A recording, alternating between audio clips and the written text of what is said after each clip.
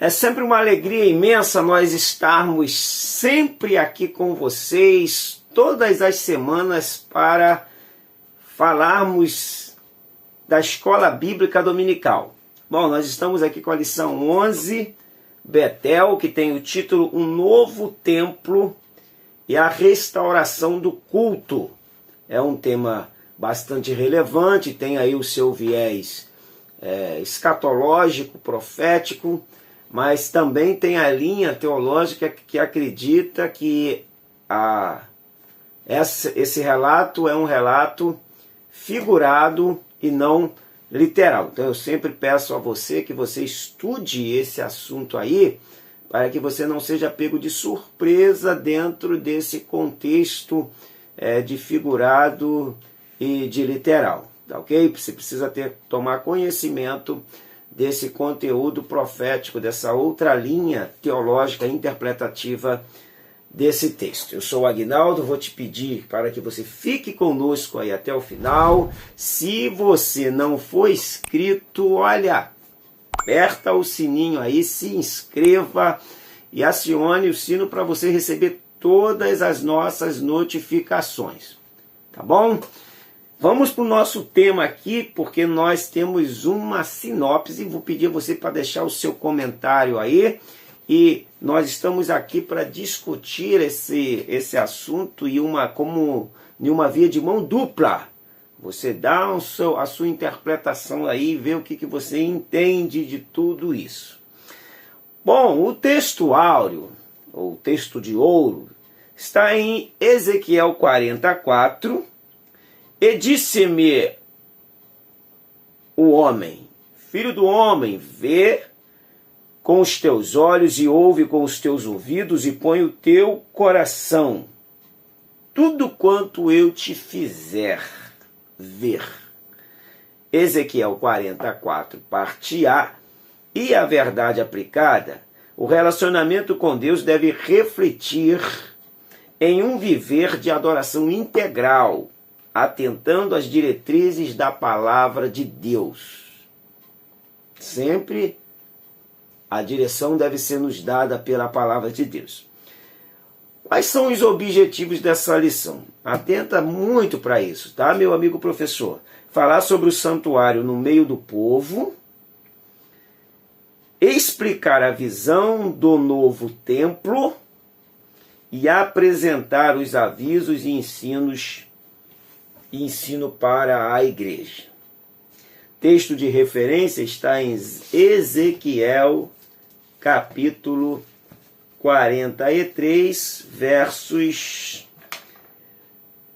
do 1 ao 3 e 4 e 10. Nós não vamos ler para nós ganharmos tempo, porque o nosso objetivo aqui é trazer uma sinopse para somar com todo aquele conteúdo que você já tem aí estudado, que o Espírito Santo tenha te iluminado e que o Espírito Santo possa abrir a nossa mente, essa é a minha oração, possa abrir a nossa mente para que nós possamos compreender a sua palavra e que o Espírito também possa abrir a mente dos alunos para que eles possam também estar tendo entendimento e compreensão da palavra de Deus.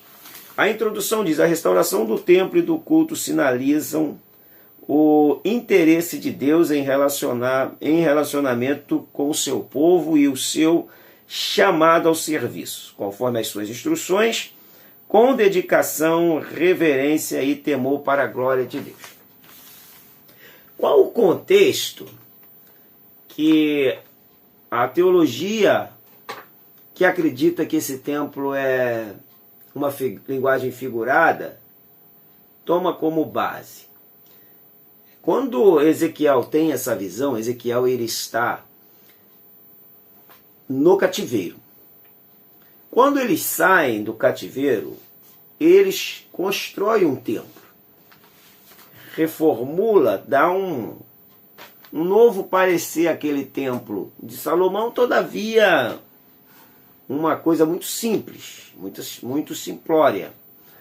Não tem nada a ver com a visão que Ezequiel vê. Tem. Daí surgia a teologia também do terceiro templo. Então é bom você atentar para isso. Estuda aí a construção do templo ali com Zorobabel, com Josué, com Ageu, com o retorno ali de Esdras, de Neemias, tá bom? Dá uma estudada nesse assunto aí, faça suas anotações e leva isso aí contigo para a sala. Um santuário no meio do povo. Antes de abordarmos a visão de Ezequiel sobre a restauração do templo, é oportuno refletirmos acerca da relevância da presença de um santuário na história do povo de Israel, desde a saída do Egito até o dia do cativeiro babilônico. O povo sempre deu importância ao templo, porque o templo fora algo estabelecido pelo próprio Deus. Deus estabeleceu a congregação com base no tabernáculo, no pé do Monte Sinai, no deserto, e depois Deus dá, no período do Reino Unido, monárquico, Deus dá a planta a Davi e Salomão edifica esse templo ao Senhor. O templo ele foi construído no ano de 968, aproximadamente, ele começou a ser construído, e então nós vamos ter como base aí 7 anos, 961, 962, ele já estava construído. E devido a tantos erros do povo de Israel, o templo, que era magnificante, ele veio a ser destruído em 586 a.C.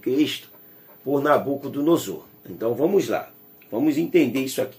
O templo ele foi construído, terminou a sua construção em 961 a.C. O templo, então, sendo destruído em 586 a.C. por Nabucodonosor, ele teve um período em pé de 382 anos. Por 382 anos, o povo teve aquele templo magnífico para adorar a Deus. Só que passou o tempo e o povo passou a deixar de adorar a Deus para adorar o templo. Ou então deixar de adorar a Deus em todos os lugares para adorar no templo. Então, se você deixa para adorar a Deus no templo, ou deixa de adorar a Deus para adorar o templo, alguma coisa está errada. E o povo foi aos pouquinhos se perdendo e desembocando numa idolatria. É muito perigoso quando as coisas, os objetos, eles tomam o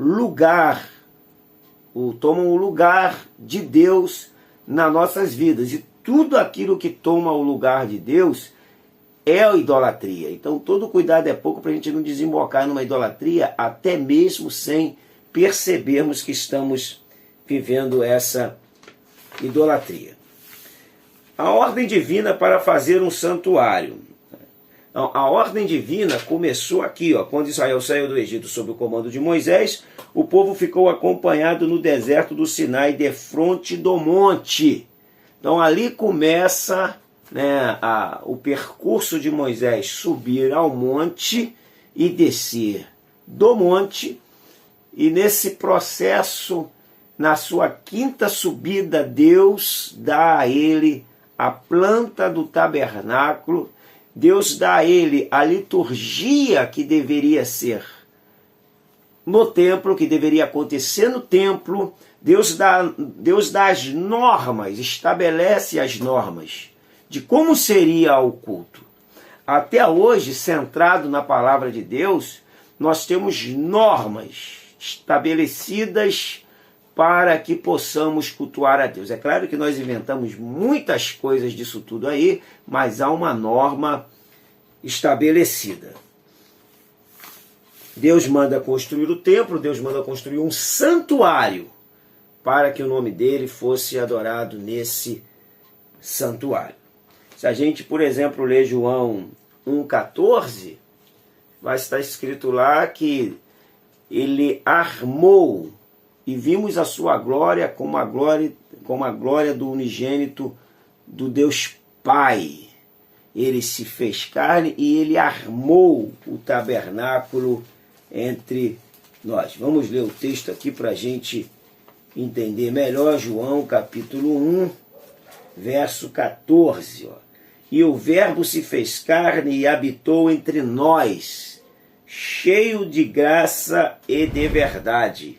E vimos a sua glória como a do unigênito do Pai. E o Verbo se fez carne e habitou. Essa palavra habitou é o mesmo que tabernaculou. Ele armou o tabernáculo entre nós. Por isso que a visão figurada emite muito a ideia de que esse templo ele é uma figura da pessoa de Jesus que estabelece toda a nova aliança e tudo sai, tudo flui dessa aliança nova estabelecida por Jesus, onde Jesus é o cabeça da igreja, que deve orientar a igreja e que nós, como igreja, devemos ser orientados por ele, que é o cabeça, e não por cabeças de outras pessoas que ficam tentando dar rumo à igreja,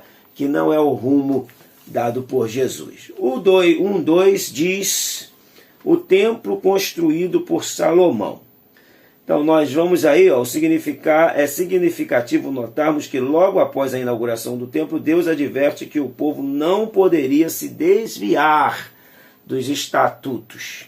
Nós falamos já a respeito desse templo construído por Salomão, levou 7 anos, era um resplendor, e na sua inauguração, depois você pode ler lá em 2 Crônicas 7, Salomão inaugura esse templo é algo glorioso, a glória do Senhor vem sobre o templo e o templo é impactado, os sacerdotes não conseguem se manter de pé devido ao impacto da presença de Deus. A presença de Deus, ela não pode se afastar do templo. Aí você pode perguntar para mim, ou de repente, você pode ser uma pergunta de um aluno para você, mas tem como nós cultuarmos a Deus no templo sem Jesus estar presente? O que você acha? Tem como? Tem como você louvar a Deus e Jesus não está no meio da gente? Tem como a gente fazer um grande evento, fazer uma grande festividade, liderar um departamento sem Deus? Tem como. Vamos ver o exemplo de Saul. Saul era um líder que no capítulo 13 de 1 Samuel, o Espírito do Senhor já havia saído de Saul. E Saul continuou governando. A gente vê a igreja de Laodiceia. Laodiceia, Apocalipse capítulo 3, versículo 17. Que ela estava cultuando a Deus, todavia Jesus estava do lado de fora. Pode dar certo sem Jesus? Pode. Mas é um certo de uma canoa furada. 1:3 diz a destruição do templo. Devido aos pecados, de tudo aquilo que o povo de Israel foi se afastando de Deus, Deus levantou o profeta Jeremias para começar. Isso que eu estou falando aqui dentro da contemporaneidade ali com Ezequiel, porque Ezequiel é levado, mas Jeremias fica. Deus levanta o profeta Jeremias para poder advertir o povo, mas tem um falso profeta também com o nome de Ananias, que contrapõe a Jeremias, dizendo que Deus era com ele. E aí ficava Jeremias com a palavra de Deus e o falso profeta com a pseudo-palavra de Deus. Há muita gente aí falando que está com a palavra de Deus, quando na verdade não está com Deus.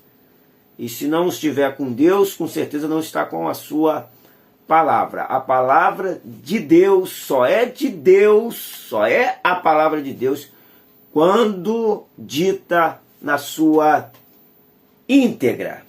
O 2:1 diz, a visão do templo. O 2:1 vai falar da visão que Ezequiel tem dos detalhes, né? Que é o capítulo 40 a 44 de Ezequiel, registram em detalhes a estrutura do templo em Jerusalém. O retorno da glória do Senhor ao templo e o serviço sacerdotal. O profeta Ezequiel está vendo uma restauração.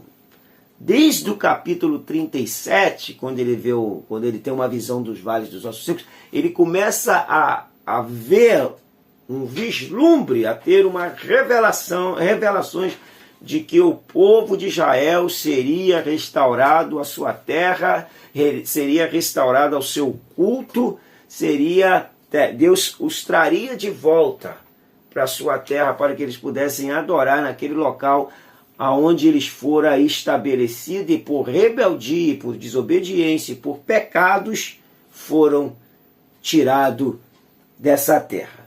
Um novo tempo é vislumbrado. Um novo tempo Deus começa a prometer para o povo.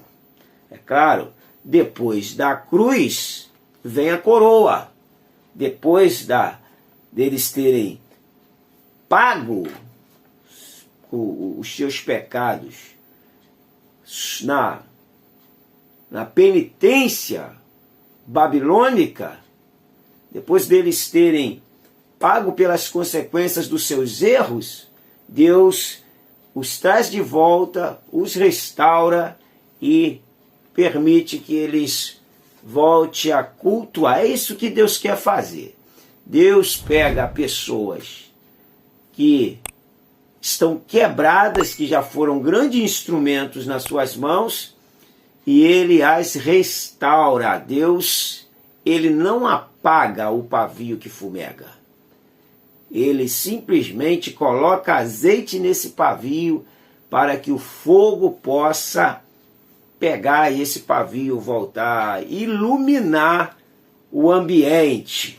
É bom a gente atentar para isso aí, que pode ter alguém com pavio aí fumegando e ser aceso na sua aula quando você estiver lecionando.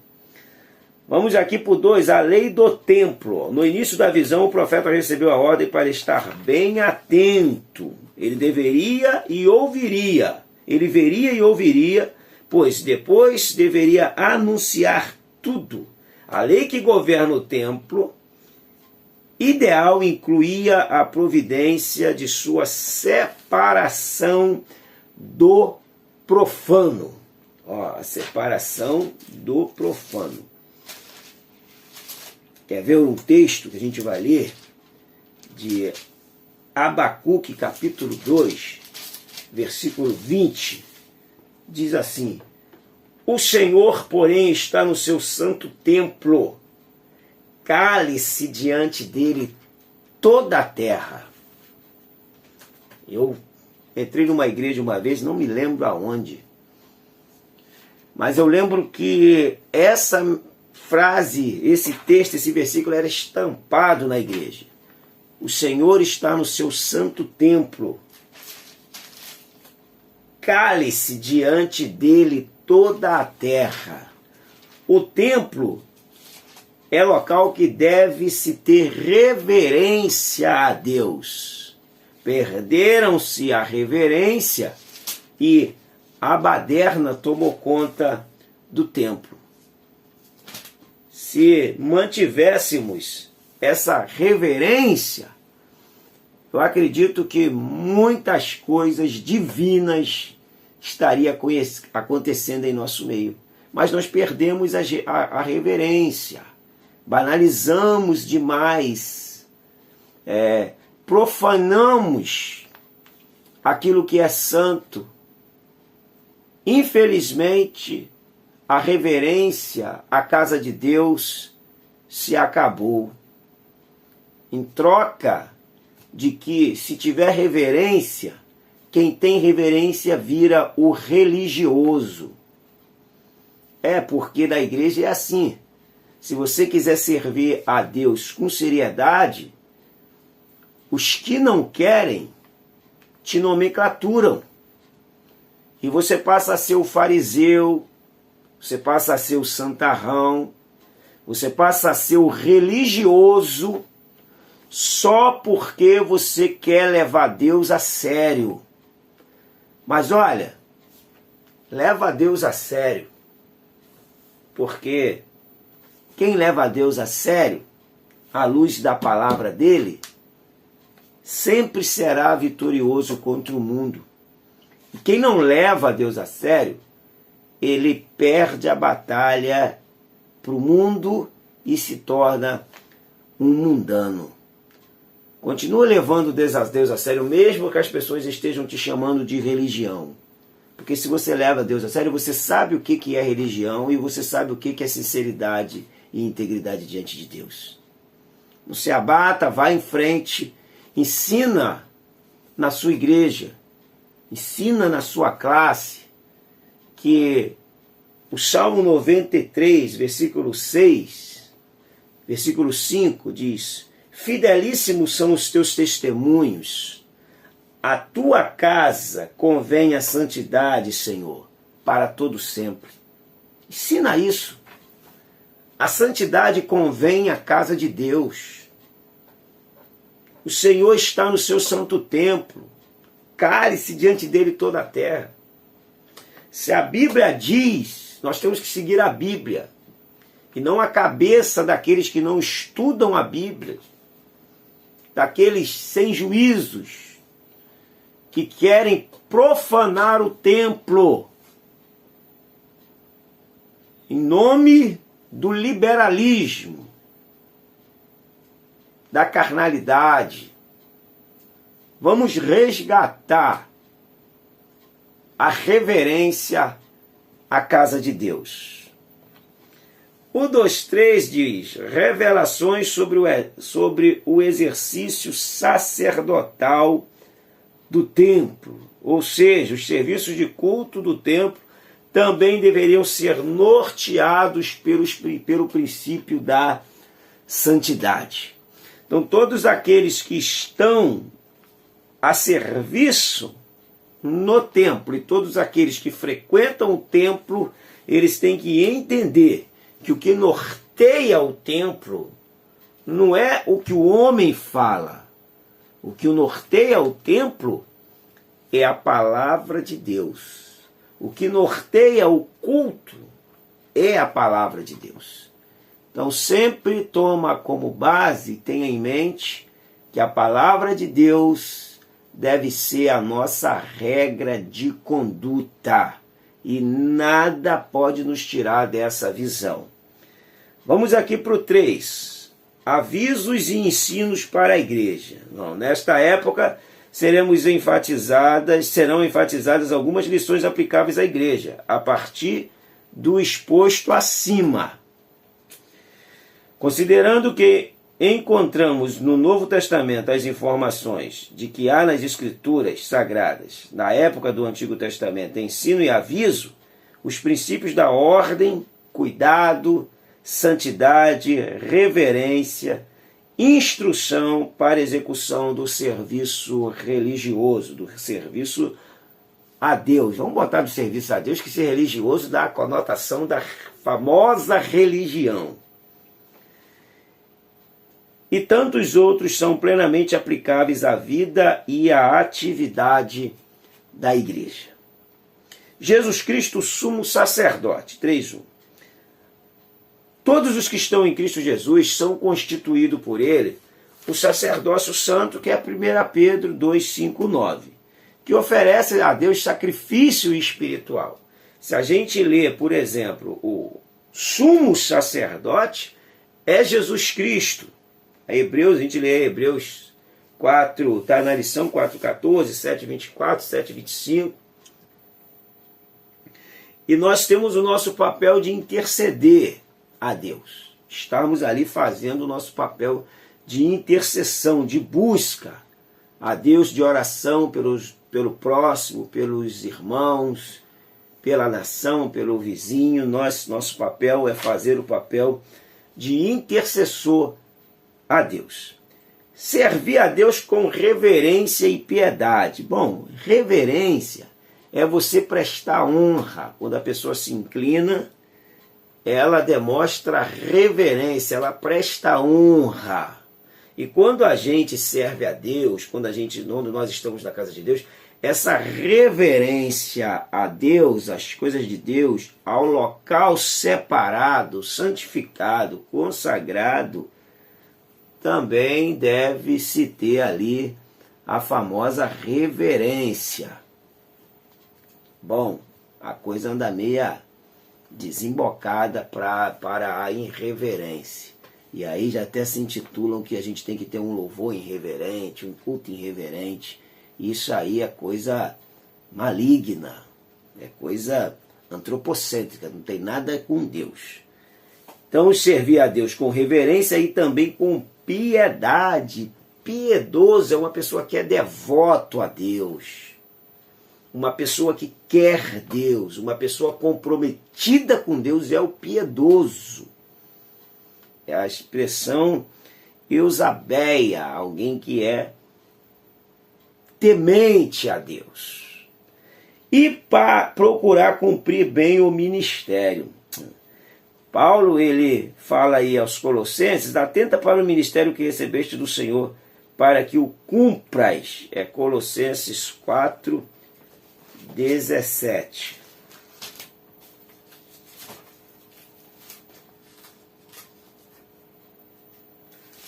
Para que os cumpras. Cadê? 4:17. Uma vez lida esta, também dizei a Arquipo: atenta para o ministério que recebeste do Senhor, para a cumprir. Atenta para o ministério que recebeste do Senhor, para a cumprir. Atenta, Aguinaldo, para o ministério que você recebeste do Senhor, para cumprir. Atenta, meu amigo professor, para o ministério que você recebeu do Senhor e cumpre-o. Atenta, aluno, que vai estar ouvindo e que irá estar te ouvindo também. Atenta para o ministério que você recebeste do Senhor e cumpre-o. Cumpre o ministério que você recebeu do Senhor. Execute ele com maestria, com excelência. Se aperfeiçoa mais e mais nesse ministério. Aprenda, estuda, converse com alguém que é da área, se qualifique mais e cumpre o ministério que você recebeu do Senhor. Amém? Fechando aqui, com esse grande prazer de poder estar com vocês, que o Espírito Santo nos desperte para cultivarmos um relacionamento com Deus e servi-lo conforme a sua vontade todo o tempo que nos resta nesta terra. Que Deus nos dê essa graça de a gente estar servindo até que Ele nos chame. Meu amigo, obrigado por você ter deixado eu entrar aí na sua casa, no seu carro, onde quer que você esteja me ouvindo. Foi um prazer imenso. Olha, semana que vem nós estamos voltando aí com mais uma sinopse da lição Betel, tá ok? Grande abraço, fica com Deus, até o nosso próximo encontro. Boa aula!